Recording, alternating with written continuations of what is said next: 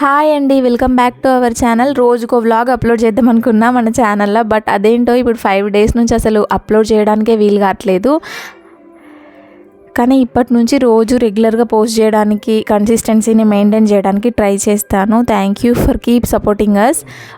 ఇంకా చెప్పాలంటే ఇదైతే ఫ్రైడే రోజు వ్లాగ్ అన్నట్టు. ఆ రోజు నేను అనుకోకుండా అన్ఎక్స్పెక్టెడ్గా ఫస్ట్ హాఫ్ లీవ్ తీసుకున్నా. ఆ తర్వాత ఆ రోజు పోలిపాడ్యం అని కూడా నాకు తెలీదు. అనుకోకుండా అమ్మవారి దర్శనం జరిగింది.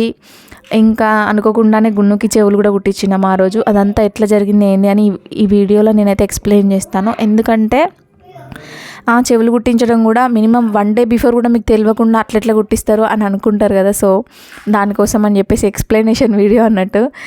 ఇంకా ఆ రోజైతే ఎర్లీ మార్నింగే నిద్ర లేచి తొందరగా రెడీ అయిపోయినాము. ఇంకా ఫ్రైడే అవ్వడం వల్ల నేనైతే తలస్నానం చేసి ఇంట్లో దేవుడికి పూజ కూడా చేసుకున్నా. ఇంకా ఆ రోజు పోలిపాడ్యం అని నాకు ఆ రోజు ఆఫ్టర్నూన్ కల్లా అట్లా యూట్యూబ్లో షార్ట్ వీడియోస్ అవి చూసిన తర్వాత తెలిసింది. అప్పటి వరకు కూడా నాకైతే అసలు ఆ రోజు పోలిపాడ్యం అని అంత మంచి రోజు అని అసలు నాకు ఏ విషయమూ తెలియదు. ఇంకా అమ్మవారి దర్శనానికి అయితే ఎట్లా వెళ్తున్నాము. యాక్చువల్లీ మాకు తెలిసిన వాళ్ళకి కొంచెం వర్క్ ఉండే వరంగల్లో. సో వాళ్ళని కలవడానికి వెళ్ళి రిటర్న్లో వచ్చేప్పుడు గున్నుకు చెవులు కుట్టించడం జరిగింది. అంతకంటే ముందు అమ్మవారి దర్శనం జరిగింది. అదంతా కూడా అన్ఎక్స్పెక్టెడే. అదేంటి దైవేచ్ఛ అంటారు కదా, దేవుడు అనుకున్నాడు. మనం అనుకోకపోయినా దేవుడు అనుకున్నవి మాత్రం మన లైఫ్లో ఆ టైంకి ఖచ్చితంగా జరిగే తీరుతాయి అంటారు కదా. సో అట్లా అనిపించింది. ఇదంతా కూడా ఒక కైండ్ ఆఫ్ బ్లెస్సింగే అనిపించింది నాకు. ఎందుకంటే అదే రోజు మేము ఒకరికి హెల్ప్ చేద్దామని వెళ్తే అదే రోజు మాకు అమ్మవారి దర్శనం జరిగింది, గోపూజ జరిగింది.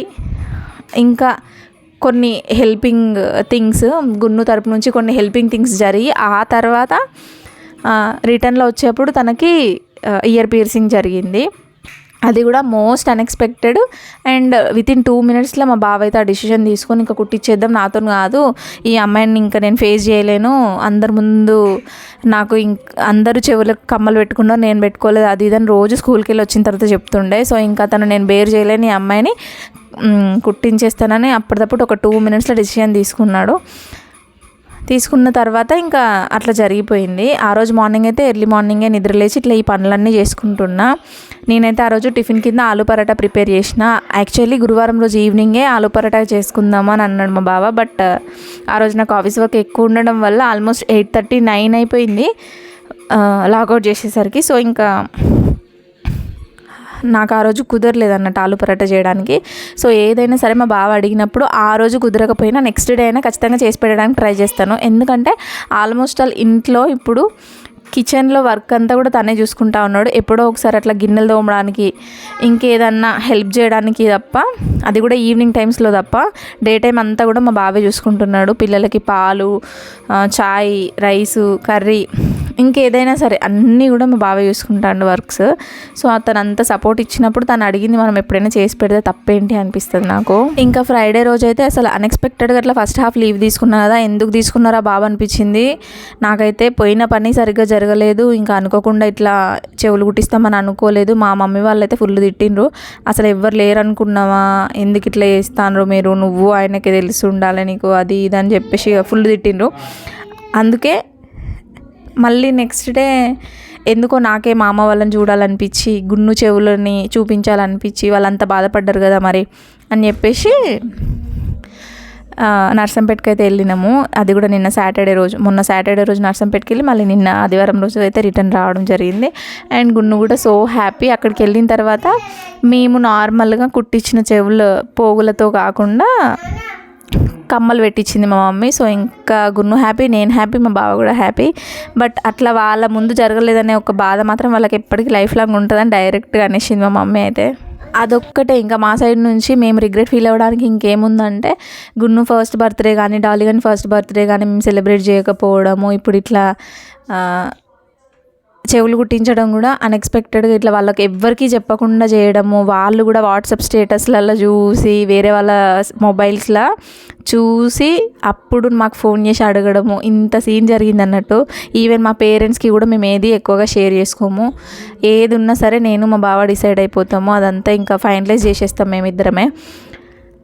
ఎందుకో ఇట్లా మేమిద్దరమే డెసిషన్ తీసుకున్నాడు కూడా నాకు ఒక కైండ్ ఆఫ్ గుడ్ థింగ్ అనిపిస్తుంది. ఎందుకంటే మన ఇంట్లో విషయాలు మనకి ఎంత కష్టం వచ్చినా కూడా ఎవరికి షేర్ చేసుకోకుండా ఉండడమే బెటర్. ఎందుకంటే ఇప్పుడున్న కాలంలో ఎవరితో అయినా షేర్ చేసుకుంటే మనకు కష్టం ఉన్నదంటే దూరం జరుగుతారు, మనం ప్లస్లు ఉన్నామంటే మాత్రం దగ్గరకు వస్తారు. అదైతే నేను బాగా అబ్జర్వ్ చేసిన. అందుకోసమే ఇంకెవ్వరికి ఏది కూడా నేను షేర్ చేసుకోవట్లేదు. ఈవెన్ మా పేరెంట్స్ కానీ ఇంకెవరైనా కానీ మన కష్టాలు ఏందో మనం పడాలి. ఇంకొకరికి చెప్తే వాళ్ళ వల్ల మనకు ఆ కష్టాలు తీరవు, ఇంకేది కూడా జరగదు అనిపించింది. ఇంకా తొందర వంట అయితే ప్రిపేర్ చేసేసి నేను రెడీ అయ్యి పిల్లల్ని రెడీ చేసుకొని యాక్చువల్లీ మేము మాకు తెలిసిన వాళ్ళని చూడడానికి హాస్పిటల్కి వెళ్ళాలి. అక్కడికి వెళ్ళి అక్కడ నుంచి ఇంకా అమ్మవారి దర్శనం అయితే అయిపోయింది. గుడిలో కూడా వీడియో తీయాలి అనుకున్నా, బట్ ఫుల్ రష్ ఉండే. ఆ రోజు లాస్ట్ డే అంట కార్తీక మాసంలో.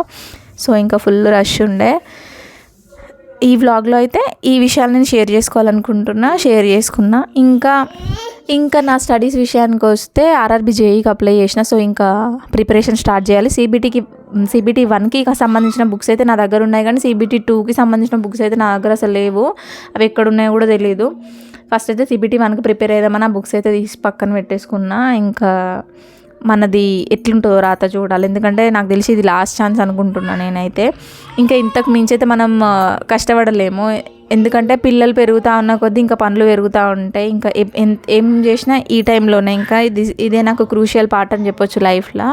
ఇంకా ఈ ఇయర్ కనుక నేను జాబ్ కొట్టలేకపోతే ఇంకా కొట్టలేనని నేను కూడా ఫిక్స్ అయిపోదామని అనుకుంటా ఉన్నా. అదొక్కటే కాదు, అప్లై చేస్తే సరిపోతుందా, దానికి సంబంధించిన బుక్స్ తీసుకొని మంచిగా ప్రిపరేషన్ ఉండాలి గట్టిగా. సో అందుకోసం అని చెప్పేసి నైట్ టైం కూడా ప్రిపేర్ అవుదాం అనుకుంటున్నా. ఇక్కడైతే ఇంకా నేను గున్ను అందరం రెడీ అయిపోయి హ్యాపీగా టెంపుల్కి అయితే వెళ్ళిపోయినాము. బట్ మేము ఎంత హ్యాపీగా వెళ్ళినామో అక్కడికి వెళ్ళిన తర్వాత గున్నుకు చెవులు కుట్టించిన తర్వాత తన ఏడుపు చూసి అంత బాధగా ఫీల్ అయినా. ఈవెన్ ఒక మూమెంట్ కూడా తనకు సంబంధించిన ఏ చిన్న మూమెంట్ అయినా కూడా నేను సెలబ్రేట్ చేయలేకపోతున్నా. మేబీ అందరి లైఫ్ ఇట్లా ఉండకపోవచ్చు. గున్ను కూడా వాళ్ళ తాత వాళ్ళ నానమ్మ కరెక్ట్గా ఉండేది ఉంటే మేబీ అన్నీ అనుకున్నట్టు జరిగేదేమో. ఏం చేస్తాం, మా రాత ఇక్కడ వరకే ఉన్నది అనుకొని ఇంకా అడ్జస్ట్ అవ్వడము, పిల్లల్ని చూసుకోవడానికి ఎవరు లేరని బాధపడడం. నానమ్మ తాత మంచిగా ఇంటి నిండా అందరూ ఉంటే వాళ్ళ లైఫ్ అట్లా అప్పుడు ఎట్లా ఉండనో అనిపిస్తుంది నాకే అప్పుడప్పుడు. బట్ ఏం చేస్తాం, మాకు మా పిల్లలు ఉన్నారు, మా పిల్లలకు మేము ఉన్నాం. బట్ ఎంతైనా కూడా ఆ లోటు అనుభవించే వాళ్ళకే తెలుస్తుంది. మీరేమంటారు? అంటే పేరెంట్స్తో ఉండడం బెటరా, పేరెంట్స్ సపోర్ట్ ఉంటే బాగుంటుందా లేకపోతే బాగుంటుందా, ఇండివిజువల్గా ఉంటే బాగుంటుందా, ఎట్లుంటుంది అనేది కామెంట్ సెక్షన్లో కామెంట్ చేయండి. ఈ వీడియో నచ్చితే లైక్ చేసి షేర్ చేసి సబ్స్క్రైబ్ చేసుకోండి.